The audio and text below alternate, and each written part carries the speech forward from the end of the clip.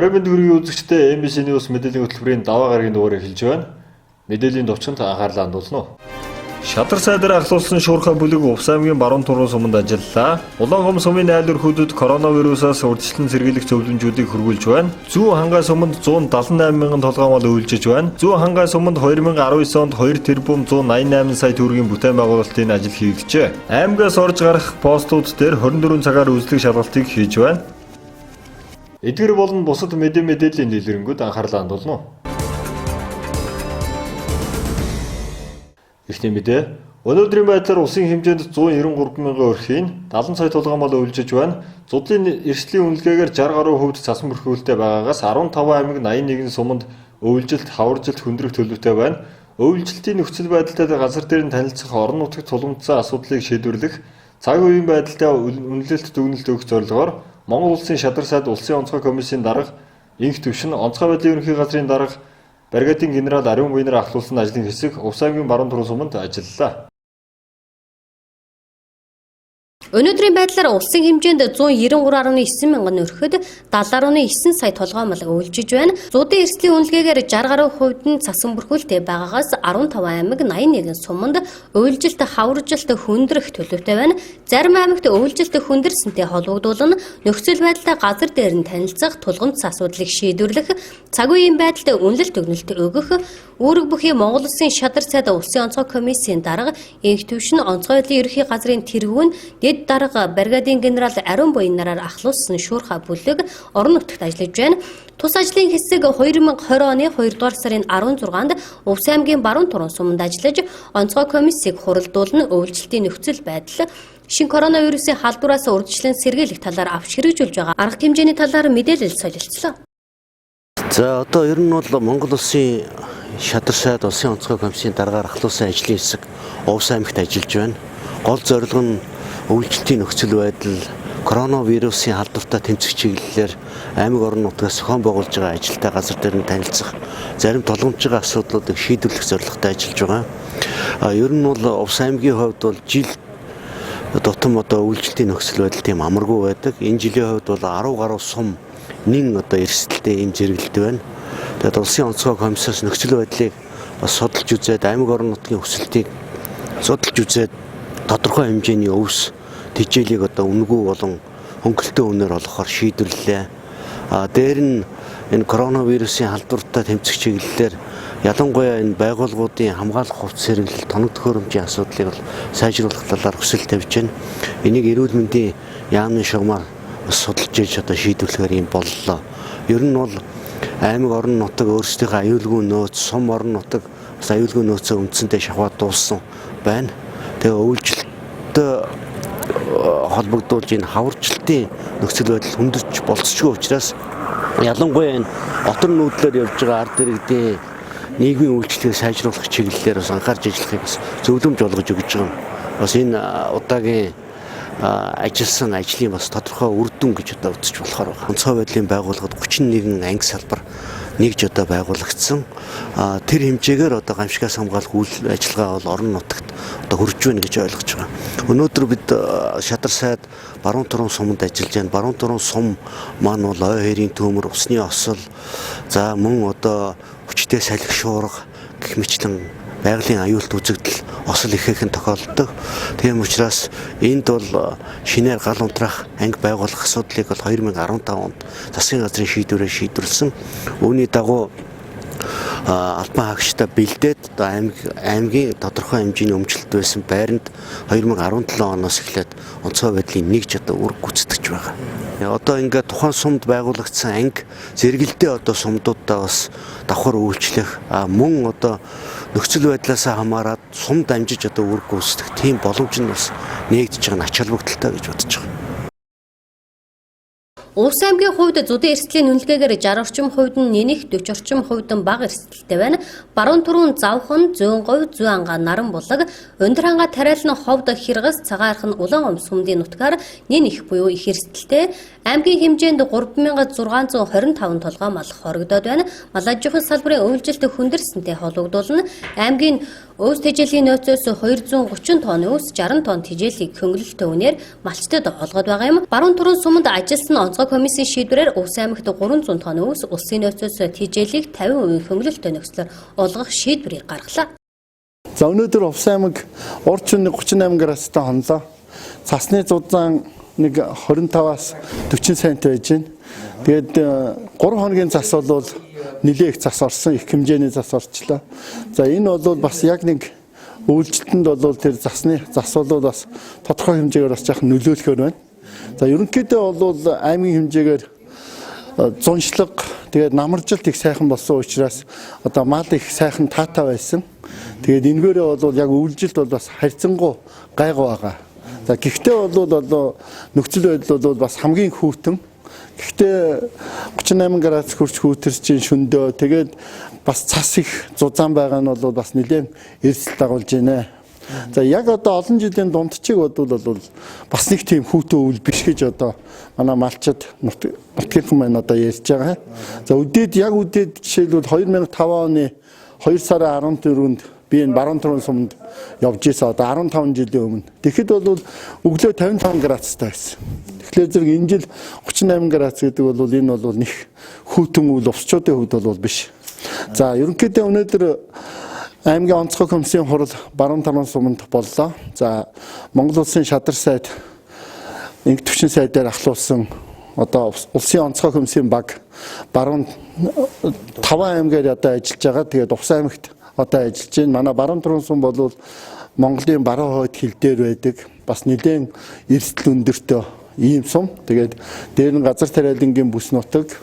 Тийм учраас бас энэ орон нутагт одоо яг одоо ингээд улсын онцгой комиссийн одоо шуурхай групп одоо онцгой байдлын ерөнхий газрын одоо тэргүүн дэд дарга ариун буян генералаар хамт ингээд энэ групп ажиллана гэдэг бол биднэрт бол энэ үйлчлэлийн одоо нөхцөл байдалд газар дээр нь одоо тусгай асуудлуудыг шууд шийдэж өгсөн ийм одоо ажил боллоо.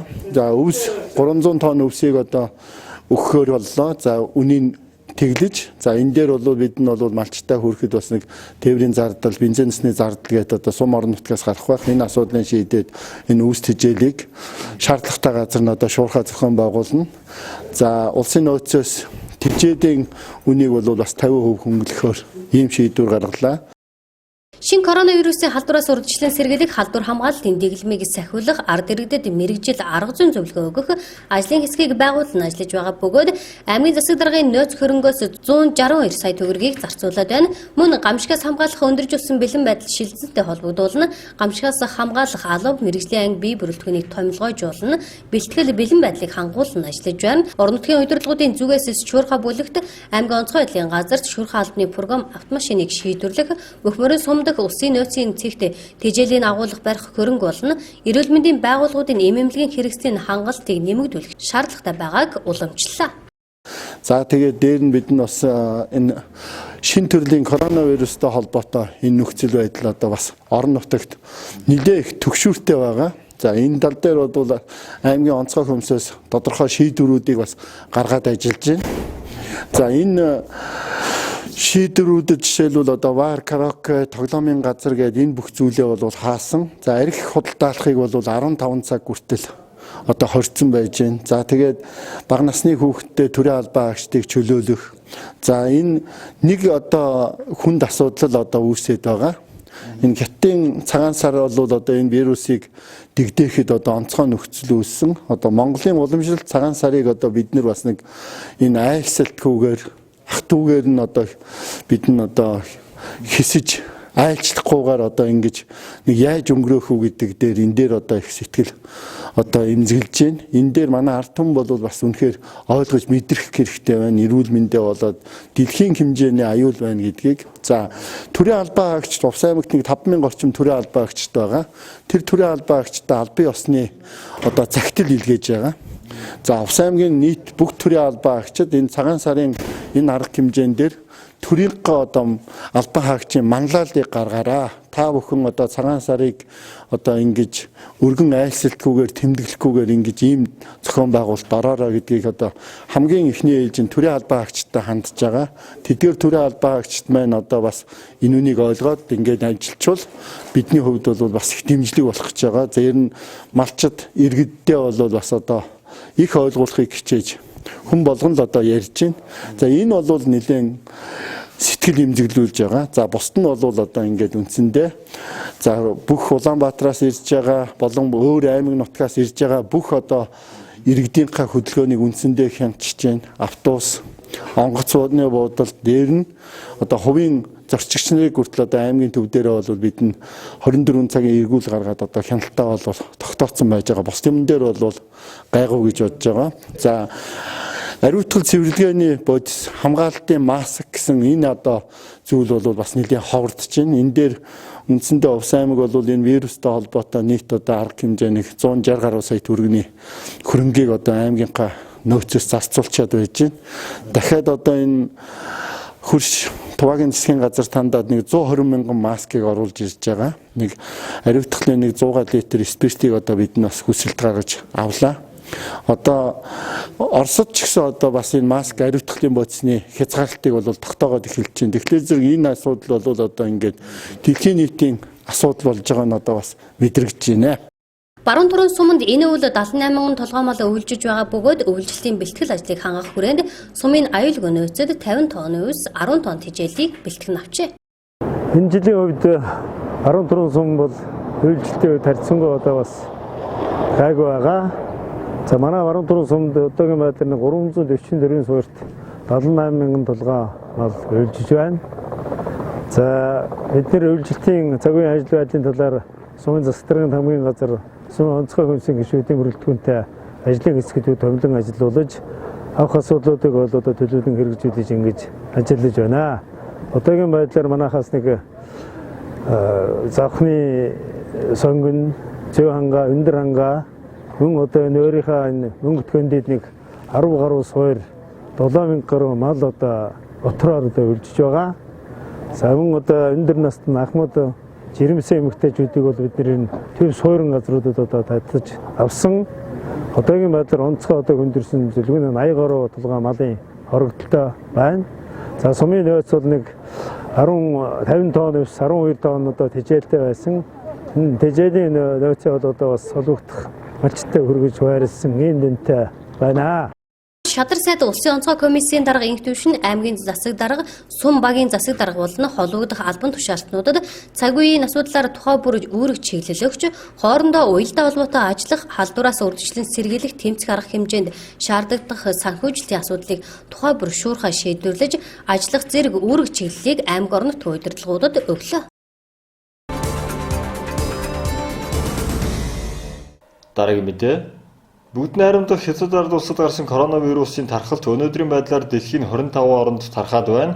71289 хүн уг вирусаар өвчилж, 10773 хүн бүрэн эдгэрч, 1773 хүн нас бараад байна.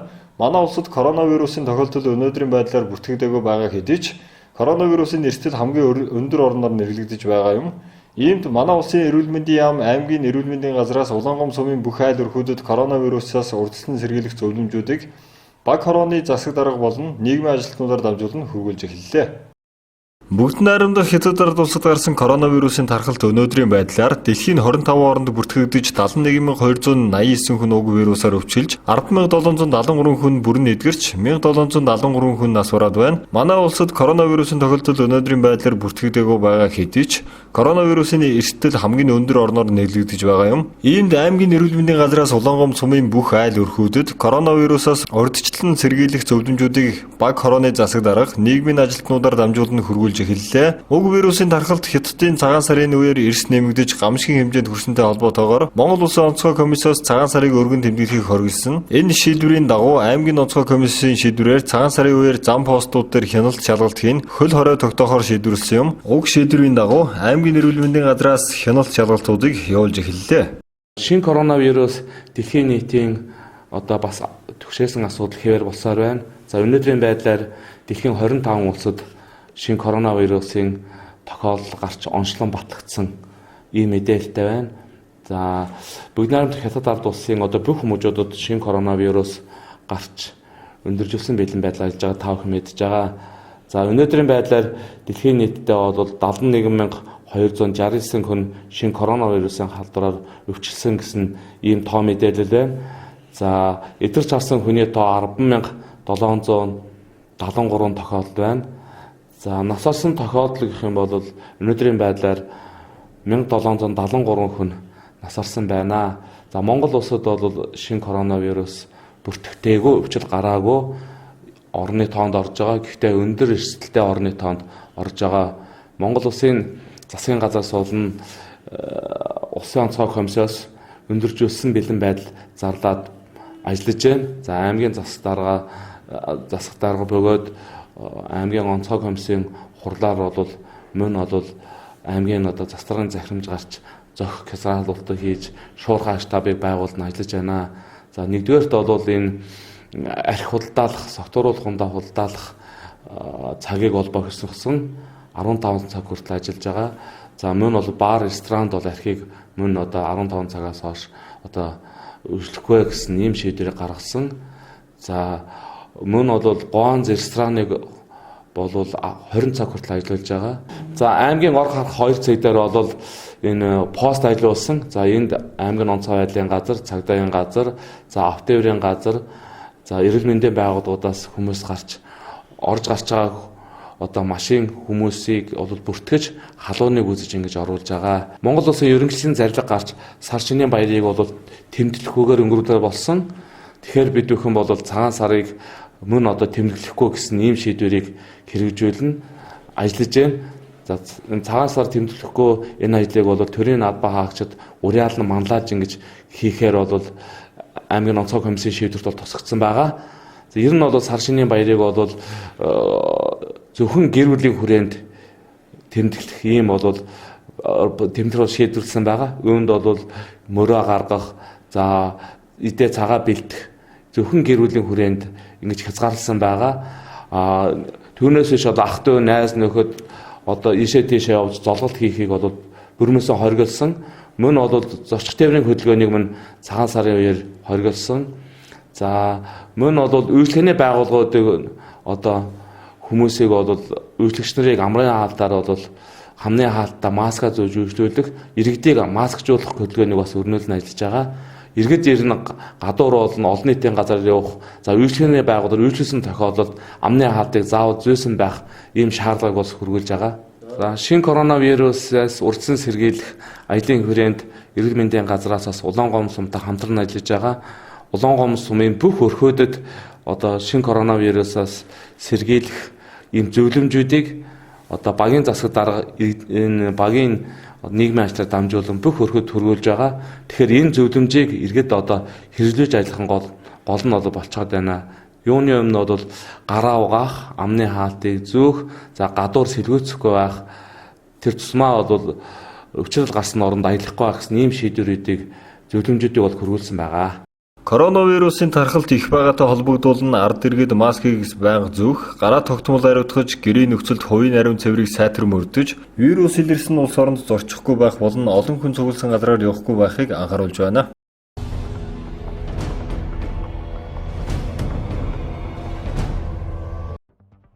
Өчигдөр буюу 2020 оны 2 дугаар сарын 16-ны өдөр нэмэгц зөрчлийн албан татварын урамшууллын суглааны тохирол журмын дагуу явагдлаа. Энэ удаагийн тохиролд 2020 оны 1-р сарын 1-ээс 1-р сарын 31-ний өдрийн хооронд худалдан авалт хийж 2020 оны 2 дугаар сарын 15-ны 23 цаг 59 минутаас өмнө цахим татварын системд бүртгүүлсэн 27 сая 974,634 баримт хамрагдсанаас 5 сая төгрөгийн 1, 3 сая төгрөгийн 21, 1 сая төгрөгийн 232, 100 мянган төгрөгийн 2500, 30 мянган төгрөгийн 25,084 баримт тохиролд таарч 27,838 нэрг нь аздсан боллоо.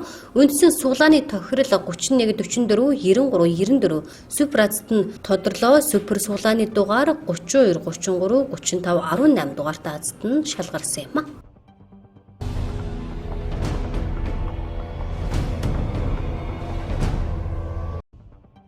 Монгол Улсын ерөнхий сайдын дэмжлэгээр 2020 оны 2 дугаар сарын 22-наас 29-ний хооронд үндэсний өв соёлын түүх уламжлал, их хэл бичиг, эх оронч үзэл, Монгол хүний үнд зүйл зэргийг сурталчлан таниулсан үндэсний шилдэг бүтээл болон 7 хоногийн шилдэг хөтөлбөрт телевиз, радио шалгаруулах гэж байна. Үүнтэй холбогдуулан Монгол Улсын ерөнхий сайдын ахлах, зөвлөх, Хүрлбаатар ажлын хэсгийн гишүүдийг хүлээн авч уулзсан, ажлын явцын талаар ярилцлаа. Үндэсний өв соёл түүх уламжлалыг илэрхийлсэн радио телевизийн бүтээлийг нэмэгдүүлэх, хүүхэд залуусд эх оронч үзэл, үндэсний бахархлыг төлөвшүүлэхэд чиглэсэн нэвтрүүлгийг дэмжих, цаашид өргөн нэвтрүүлгийн үндэсний бүтээлийг хөгжүүлэхэд төрөөс дэмжлэг үзүүлэхийг зорьж байгаа юм а. Энэ хүрээнд үндэсний бүтээл бүхий 7 хоногийн шилдэг хөтөлбөрт радио телевиз тус бүрээр үндэсний шилдэг бүтээл радио телевиз тус бүрээр хүүхдэд зориулсан үндэсний шилдэг бүтээл радио телевизийн бүтээл бүрээр шалгаруулах юм байна.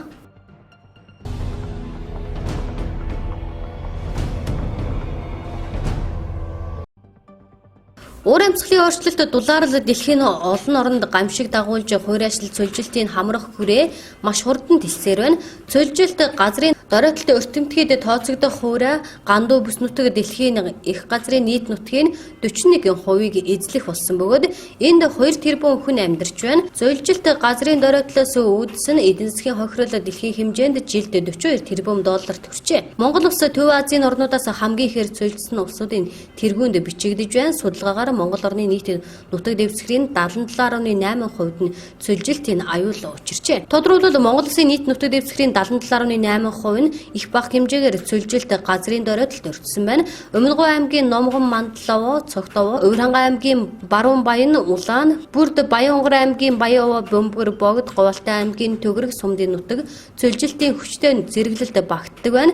Нутаг дэвсгэрийн хувьд говийн бүс нутагт байгалийн хүчин зүйлс зүүн бүсэд хүний нөлөө давмгаалах нь их байдаг байна.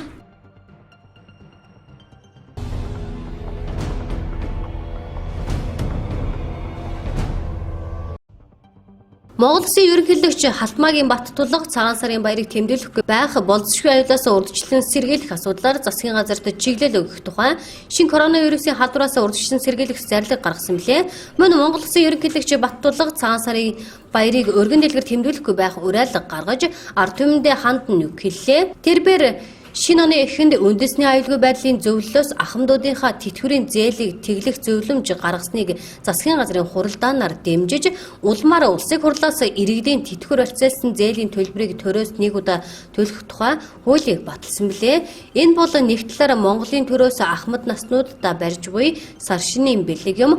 Монгол төр нэг удаагийн үйлдэлээр бус боломжит бүх аргыг ашиглан ахмадуудынхаа нийгмийн халамжийг нэмэгдүүлэхээр чармаан ажиллаж байна. Цаашдаа тэтгэврийн доод хэмжээг 500 сая төгрөг хүртэл өсгөх боломжийг эрэлхийлнэ.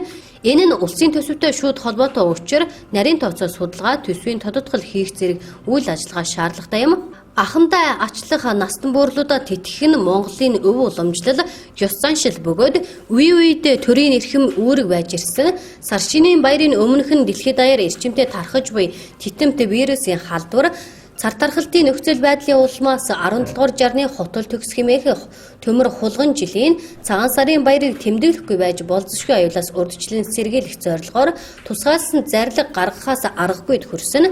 Учир нь энэ вирусын халдварт өвчин нь вирусын илэрсэн улс орнуудын ахмад настнуудад хүн дээр тусах нь олонтоо тохиож байна.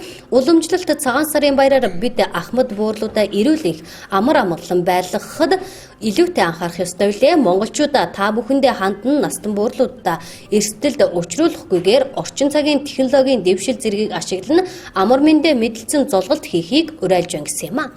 Биеэр уулзаж золгох нь ихээхэн эрсдлийг дагуулах учир энэ өвчний тархалтыг буурах хүртэл төвчин өнгөрөх нь ахмад наснуудад маань тусдаа дэлхийн эрүүл мэндийн байгууллагын анхааруулгаас үзэхэд шин титэмдэг вирусын тархалт нь мэргэжилтнүүдийн таамаглаж байгаагаас илүү ноцтой төлөвтэй байгаа юм а.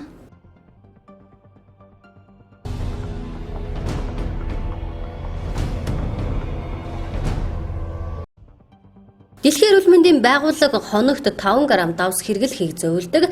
Гэвч манай улсын насанд хүрсэн хүн хоногт 11 г давс хэрэглэж байгааг судлаачид хэлж байна.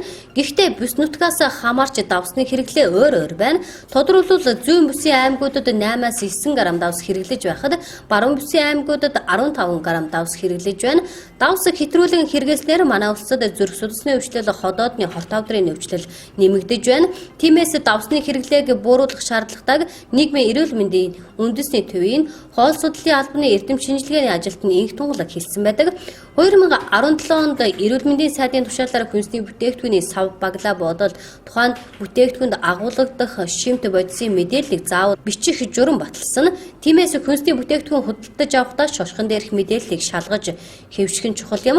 Мөн давсны хэрэглээгээ бууруулахын тулд түргэн хоол давсалсан бүтээгдэхүүн хэрэглэхгүй байхыг хичээх хэрэгтэй. Үүний оронд хүнсэндээ шин ногоо, жимс, сүү, цагаан эдээ түлхүү хэрэглэхийг эмч мэрэгчлэтнүүд зөвлөж байна.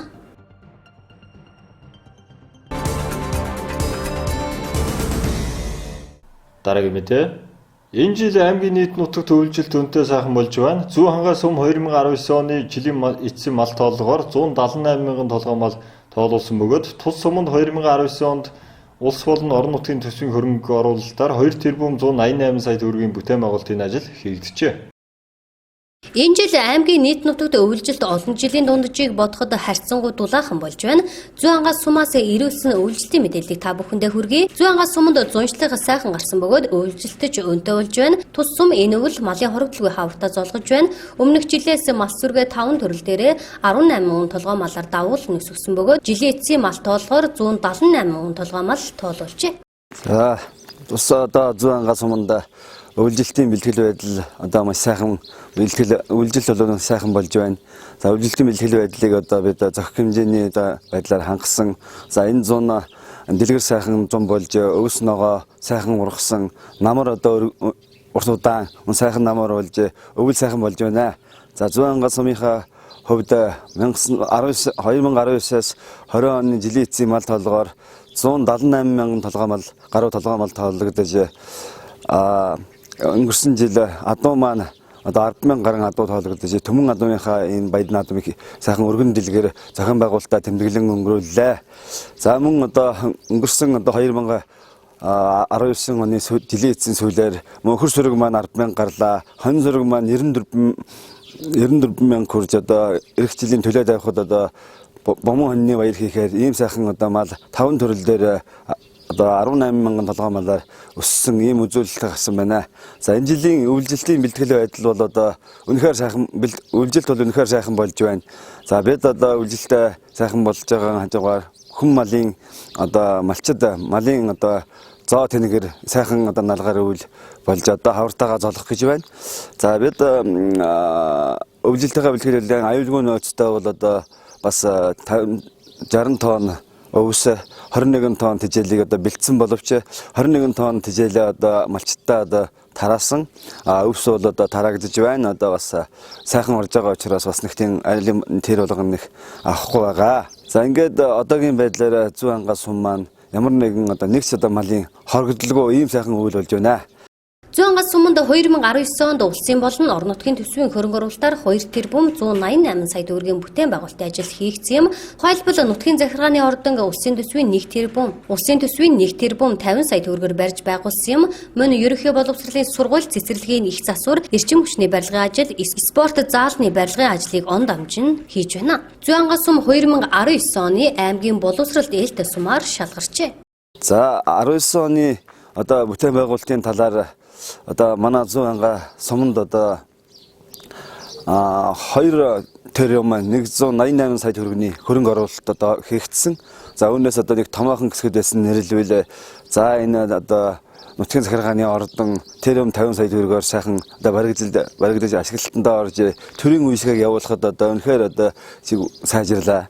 Энд бол одоо энд сууж байгаа төрийн албаа агчид болоод одоо дулаахан тохилог ийм орчинд одоо сууж одоо 30-аад жилийн дарга нарын одоо хүлээж байсан энэ сайхан ордон энэ жил одоо ашиглалтанд орж бид бас аз авшаантай ийм сайхан хэрэг болж байна. За мөн одоо сургуулийн одоо их засвар, цэцэрлэгийн их засвар 350 сая төгрөгөөр ингэж баригдлаа. За одоо мөн хувийн гишлийн ч гэсэн манай одоо энэ эрчим хүч дулааны асуудал одоо шинэ барилгатай болж шинэ одоо тоогоогоо сольж эрчим хүчний асуудал сайжирснаас дулааны асуудал одоо төрийн бус байгууллагуудын дулааны асуудал одоо сайхан шийдэгдлээ. За энэ жил одоо энэ дулааны асуудал шийдэгдсэн боловч манай 100 сумд одоо энэхүү сургууль цэцэрлэг маань үнэхээр одоо төрийн болон төрийн бус байгууллагуудын хөрөнгө оруулалтад нэлээд одоо хийгдсэн. Тэрүүгээр бол одоо сургууль цэцэрлэгийн орчин нөхцөл бол маш сайжирсан байгаа. Ингээд одоо 100 сум маань одоо 19 оныхоо жилийн эцсээр боловсрол дээлтэй сум гэдэг одоо ийм номинацаар шалгарч одоо сая одоо бид бас ийм шагналаа аваад байна. За мөн одоо энэ жил өнгөрсөн 19 оны төсөвт 850 сая төгрөгийн спорт заалны одоо хөрөнгө оруулалт хийгдсэн улсын хөрөнгө оруулалтаар. За мөн энэ хөрөнгө оруулалтаар хийгдсэн спорт заал маань анх одоо суурай тавиад одоо явагдж байна. Одоо энэ хавар 4 сараас эхлээд энэ ондоо багтааж спорт заалаа баригдаж дуусгана. 2019-аас 2020 онд үнэхээр одоо төөхөнд байхгүй юм том бүтээн байгуулалтыг хийлээ. Үнэхээр одоо энэ өвлжилт зуншлага, намаржилт, хаваржилт үнэхээр сайхан болж одоо мал сүрэг маань одоо 5 төрөл дээр 18 мянгаар одоо өсөлсөн ийм одоо том үзүүлэлт гаргаж төөхөндөө байхгүй ийм малыг одоо тоолуулсан ийм их амжилт гаргаж энэ оноо ингээ өгтөж энэ авартайгаа өгтөж байна. 100 сумын малчин зоонол нь өвлжтэй аюулгүй нөөцөд 60 тонн өвс 21 тонн тижэл бэлтгэснээс малчдаа тижээлийн нөөцийг задлан тараагаад байна. Дараагийн мэдээ. Аймгийн эрүүл мэндийн газар коронавирусаас урьдчилан сэргийлэх чиглэлээр аймгийн цагдаагийн газрын онцгой байдал автотээврийн газартай хамтран 2 дугаар сарын 14-өөс аймгийн орж гарах постууд дээр 24 цагийн хяналт шалгалтыг хийх ажлын хэсэг гаргана ажиллуулж байна. Аймгийн эрүүл мэндийн газраас коронавирусаас урьдчилан сэргийлэх чиглэлээр аймгийн цагдаагийн газрын онцгой байдал автотээврийн газартай хамтран 2 дугаар сарын 14-өөс аймгийн орж гарах постууд дээр 24 цагаар хяналт шалгалтыг хийх ажлын хэсэг гаргана ажиллуулж байна. Постоор орж ирсэн болон гадагшаа зорчиж буй иргэдийн биеийн байдал халууныг үзэж, машин техникийн ариутгал халдваргүйжүүлэлтийг хийж зорчигчдын биеийн байдлын талаар мэдээллийг аймгийн засаг даргын хамгааллын газрын цэргийн штаб болон онцгой байдлын газарт өдөр бүр хургуулн ажиллаж байна. Иргэд өдөр бүрийн эрүүл мэндийн яамны цахим хурал, пэйж хуудас болон эрүүл мэндийн байгууллагын эмч мэргэжилтнүүдийн өгч буй коронавирусын талаарх баталгаатай мэдээлэл үндэслэн урьдчилан сэргийлэх зөвлөмж мэдээллийг авч байхыг анхаарууллаа. За эрүүл мэндийн салбараас коронавирусын өвчнөөс урьдчилан сэргийлэх чиглэлээр 14-өөс эхлээд байнгын бэлэн байдлын төр одоо онцгой байдлын үед ажиллах шатав ажиллаж байгаа эрүүл мэндийн салбар. Энэ шатавын үндсэн зорилго нь бол энэ эрүүл мэндийн салбараас аймгийн хэмжээнд эрүүл мэндийн салбарт коронавирусын өвчнөөс урьдчилан сэргийлэх чиглэлээр хийж байгаа ажлын мэдээллийг цаг өдөр тутам авч аймгийн онцгой байдлын газарт мэдээлэх, манай аймгийн төвөөс одоо гадагшаа явах урд талын пост, ард талын пост, нис хонгоцны буудлуудаар бол өрхийн эрүүл мэндийн төв, зооноос өвсөн судлалын төвийнхэн бол ажиллаж байнгын 24 цагаар жижүүрт гарч байгаа. Тэр 24 цагаар жижүүрт харж байгаа хүмүүсийн мэдээллийг авч нэгтгээд аймгийн шатав болон аймгийн онцгой байдлын газарт бол өдөр бүр мэдээлж байгаа.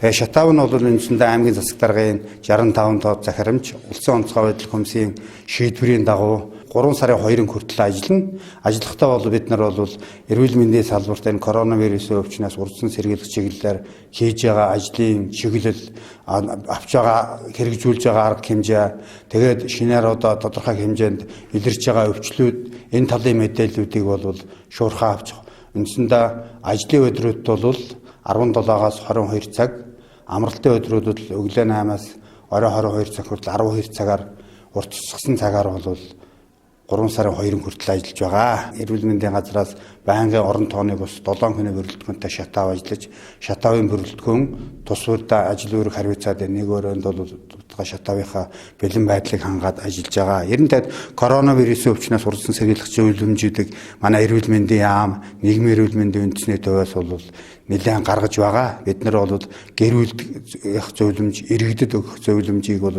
тусгай том палкад Гэлбэрээр бол хэвлэж ирүүлээд бидний иргэдэд бол хэвлэл мэдээллийн хэрэгсэл аймгийн төвийн үйлчлэгээний байгууллагуудаар бол тогтмол мэдээлэлөө явуулж байгаа.